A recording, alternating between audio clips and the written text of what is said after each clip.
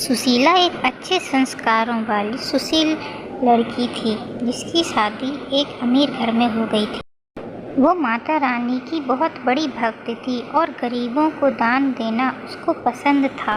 एक दिन सुशीला की सास सब्जी ले रही थी, तभी सुशीला वहां पहुंचती है और सब्जी वाले को बोलती है, भैया आप सुबह से निकले होंगे ना, आपको भूख लगी होगी, ये लीजिए कुछ खाना लाई हूँ, आप खा लेना। सुशीला को हाथ में थाली लिए उसकी सास बोलती है, अरे ये क्या है, ये खाना लेकर क्यों आई है? हमारे पास अच्छे खासे पैसे हैं, इसका मतलब ये तो नहीं कि हम लुटाते फिरेंगे, चल लेकर जा इसको अंदर। सुशीला सास की कड़वी बातें सुनकर दुखी हो जाती है और वहाँ से चली जाती है। उसके बाद सास सब्जी लेना स्टार्ट करती है और पूछती है कि टमाटर किस भाव में दिए है 80 रुपए किलो। जिससे वो बोलती है, नहीं भाई हम तो तुम्हें 50 रुपए ही देंगे, इसी भाव में मिल रहे हैं। उसकी कंजूसी देखकर टमाटर वाला कुछ नहीं बोलता और चुपचाप उसको दे देता है।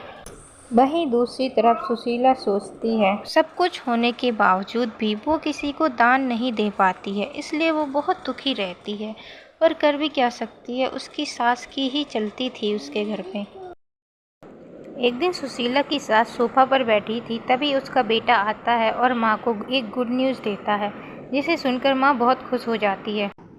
माँ, मुझे खिलौनों का बहुत बड़ा ऑर्डर मिला है और तो और सामने से पेमेंट भी कर दी है उसने, और इस पर बहुत बड़ा फ़ायदा होने वाला है हमारी कंपनी को। आज मैं बहुत खुश हूँ माँ। अरे वाह बेटा, ये तो बहुत खुशी की बात है। एक दिन सुशीला की सास द्वारे में बैठे हुए पैसे गिन रही थी, मगर बार बार उसकी गिनती भूल जाने के कारण वो पैसे गिनने में असमर्थ थी, इसलिए वह बड़ी गुस्से में थी। तभी एक साधु बाबा आते हैं और बोलते हैं, माँ भिक्षा दे दो, मुझे भूख लगी, कुछ खाना दे दो। पर वो नहीं सुनती है और साधु बाबा फिर से बोलते हैं, माँ कुछ खाने को दे दो, मुझे भूख लगी है।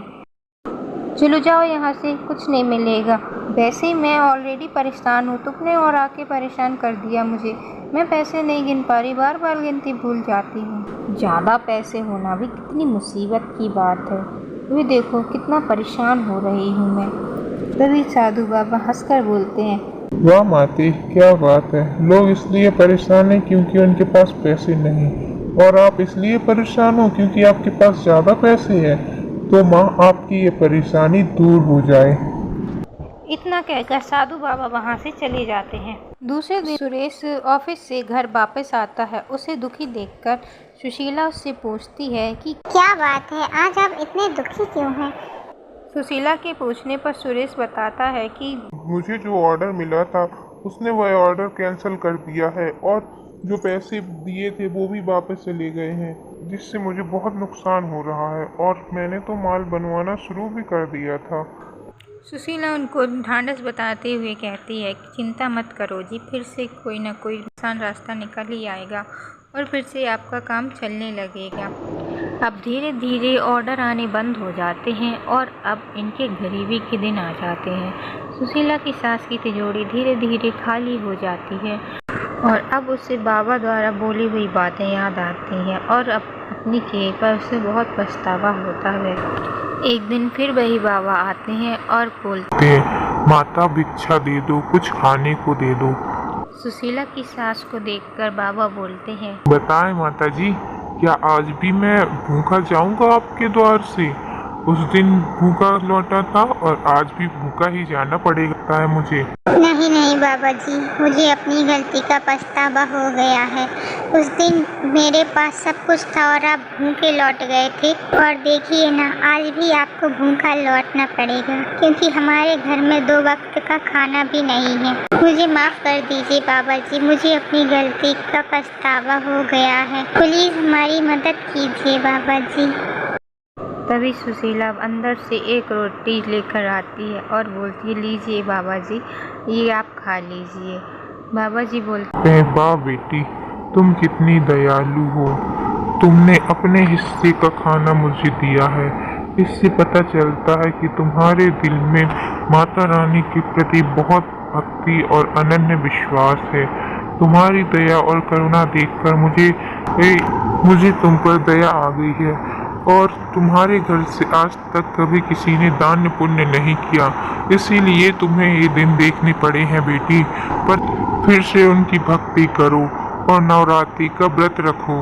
माँ तुम्हारी सारी विपत्ति दूर करेगी और फिर से तुम्हारा भंडारा भरेगी। माँ तुम पर कृपा करे, तुम्हारी सारी विपत्ति हर ले। इतना बोलकर बाबा जी वहाँ से चले जाते हैं। अगले दिन से नवरात्रि स्टार्ट होने वाले थे और सुशीला 9 दिन का नवरात्रि व्रत रखती है और माता रानी की अखंड ज्योत जलाती है और माता की पूरी भक्ति भाव से सेवा पूजा करती है, जिससे दुर्गा माँ प्रसन्न होकर उसको आशीर्वाद देती हैं और उनका काम फिर से चलने लगता है। एक दिन सुशीला का पति आता है और खुशखबरी देता है, बोलता है माँ, हमारा जो काम रुक गया था, जिसने हमें ऑर्डर दिया था, आज उसका फिर से फोन आया है और उसने फिर से एडवांस दिया है और सारा माल ले लिया है। आज हमें बहुत सारे ऑर्डर एक साथ मिल गए हैं। आज मैं बहुत खुश हूँ माँ। सारे लोग बहुत खुश होते हैं और माता रानी का धन्यवाद करते हैं।